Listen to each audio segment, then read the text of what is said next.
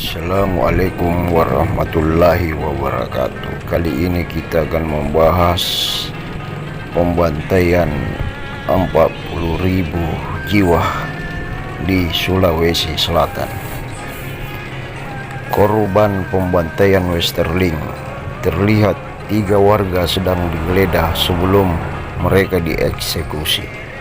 Kasus pembantaian yang terjadi di Sulawesi Selatan pada Desember 1946 hingga Februari 1947 telah mengakibatkan 40.000 orang tewas. Masyarakat Sulawesi Selatan sendiri mengenang peristiwa ini dengan sebutan peristiwa korban 40.000 jiwa.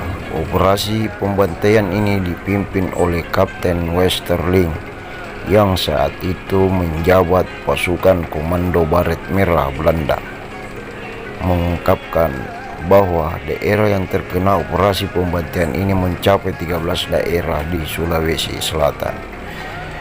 Kota Makassar, Goa, Takalar, Jeneponto, Bantaeng, Bulukumba, Sinjai, Maros, Pangkajene, Baru, Siden Renrapang, Pinrang, Polewali, dan Mandar.